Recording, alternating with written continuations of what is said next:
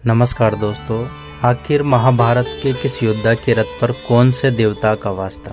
क्या कर्ण के रथ पर स्वयं महादेव का वास था? दोस्तों, वीडियो को शुरू करने से पहले यदि आप लोग भी महादेव को सच्चे दिल से मानते हैं तो इस वीडियो को लाइक और हमारे चैनल को सब्सक्राइब जरूर करें और कमेंट बॉक्स में हर हर महादेव जय श्री कृष्णा लिखना ना भूलें। दोस्तों, महाभारत काल में एक से बढ़कर एक पराक्रमी महायोद्धा हुए थे, परंतु एक योद्धा को महारथी बनाने में एक विशिष्ट रथ की आवश्यकता होती है। तो जानते हैं कौन सा रथ सबसे शक्तिशाली था और वह किस योद्धा के पास था और आखिर उसमें किस देवता का वास था। महाभारत एक ऐसी धर्म गाथा है जिसमें अत्यंत शक्तिशाली देवपुत्रों ने जन्म लिया था और जिनके पास ऐसे ऐसे शक्तिशाली दिव्यास्त्रों का ज्ञान मौजूद था जिससे देवताओं तक को परास्त किया जा सकता था, जिन्हें अगर एक साथ ब्रह्मांड में छोड़ दिया जाता तो पल भर में संपूर्ण सृष्टि का विध्वंस होना तय था। लेकिन ऐसा होना संभव नहीं था, क्योंकि महाभारत काल में भगवान श्री कृष्ण भी थे, जिनके समक्ष कोई भी अस्त्र और समग्र विश्व को राख बनाने वाला पाशुपतास्त्र भी असफल था। लेकिन भगवान श्री कृष्ण के होने के बावजूद इन महान योद्धाओं के रथ को बिल्कुल भी क्षति नहीं पहुंचा पाए थे। तो आखिर कौन थे वह योद्धा जिनके दिव्य रथ के कारण भगवान श्री कृष्ण अपने सुदर्शन चक्र से भी उनके रथों को नष्ट नहीं कर पाए थे?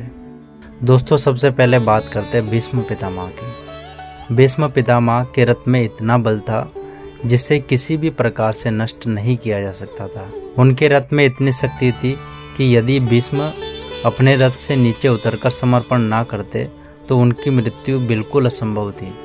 दोस्तों, भगवान श्री कृष्ण ने युद्ध के समय अर्जुन को बताया, जितना समर्थ भीष्म पितामह में है उतना ही समर्थ उनके रथ के अश्व में है। उनके रथ को खींच रहे एक एक घोड़े में 22 हाथियों का बल है। यह सुनकर अर्जुन ने कहा, हे माधव, ऐसे तो हम पितामह को अपने किसी भी बाण से नहीं रोक सकते। तब भगवान श्री कृष्ण ने कहा, हे पार्थ, तुम उसकी चिंता ना करो, समय आने पर उन्हें परास्त होना ही पड़ेगा। और आगे जाकर भीष्म पितामह ने स्वयं पांडवों को बताया कि किस प्रकार उनकी मृत्यु हो सकती है। और उसके बाद अर्जुन ने स्वयं शिखंडी को ढाल बनाकर भीष्म पितामह को आत्मसमर्पण करने पर मजबूर कर दिया, जिसके परिणाम स्वरूप स्वयं भीष्म पितामह अपने रथ से उतरकर अपने सभी अस्त्र शस्त्रों को त्याग दिया। और उसके बाद स्वयं अर्जुन और सारे पांडवों ने मिलकर भीष्म पितामह को बाणों की सैया पर लेटा दिया। तो आइए अब बात करते हैं महाभारत के सबसे शक्तिशाली रथों में से एक, जो स्वयं भीष्म पितामह के रथ से भी अधिक शक्तिशाली थे। परंतु कहते हैं ना, विडंबना बड़ी ही अनोखी चीज होती है। इस योद्धा की मृत्यु का कारण कोई और नहीं बल्कि स्वयं इनका ही रथ बना। ऐसा महान योद्धा यदि चाहता तो समस्त सृष्टि को अपने अधीन कर लेता, जिसने अर्जुन जैसे महान शक्तिशाली योद्धा को भी युद्ध में कई बार पराजित किया, जिसके आगमन से कुरुक्षेत्र में मायावी राक्षसों का आगमन खत्म हो गया। दोस्तों, महारथी कर्ण के बारे में कौन नहीं जानता। उनके धनुर्विद्या की प्रशंसा स्वयं भगवान श्री कृष्ण जी ने भी की थी। उनके पास अमृत से निर्मित कवच कुंडल बचपन से ही मौजूद थे, जिसे कोई भी दिव्यास्त्र नष्ट नहीं कर सकता था।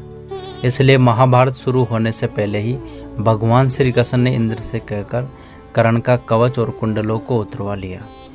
अब उसके बाद सूर्य देव स्वयं भगवान श्री कृष्ण के पास पहुंचे और कहा, भगवान, यह तो बड़ा ही अन्यायी है। कवच कुंडल के साथ बचपन से ही जन्मा था। तब भगवान श्री कृष्ण ने कहा कि हर कर्तव्य के पीछे एक उद्देश्य होता है, परंतु आज आपका कर्तव्य है कि आप अपने पुत्र को युद्ध से पहले हर पिता की तरह भेंट दीजिए। जिसके बाद सूर्य देव ने महारथी कर्ण को अपना दिव्य रथ दिया था। दोस्तों, कहते हैं कि कर्ण का रथ बहुत ही ज़्यादा शक्तिशाली था, क्योंकि कर्ण रथ में स्वयं सूर्यदेव और देवों के देव महादेव का वास था। यह कहा जाता है कि कर्ण के रथ में स्वयं महादेव का वास था, जिसकी शक्ति के कारण अर्जुन के बड़े से बड़े दिव्यास्त्र भी कर्ण के रथ को चकनाचूर नहीं कर पाए थे। यह तो सभी जानते हैं कि महाभारत के युद्ध में सबसे शक्तिशाली योद्धा कोई थे तो वह कर्ण और अश्वत्थामा थे। लेकिन कवच और कुंडल उतर जाने के बाद भी कर्ण अर्जुन के रथ को एक ही बाण से हवा में उड़ा सकते थे। आखिर वो कैसे, जानेंगे अगले भाग में। तो दोस्तों अगर आपको वीडियो अच्छी लगी है तो वीडियो को लाइक करें और कमेंट करके हमें ज़रूर बताएं कि आपको वीडियो कैसी लगी, और बेल आइकन को ज़रूर दबा दें ताकि इसका अगला भाग जैसे आएगा तो उसका नोटिफिकेशन आपको सबसे पहले मिल सके। Thank you so much.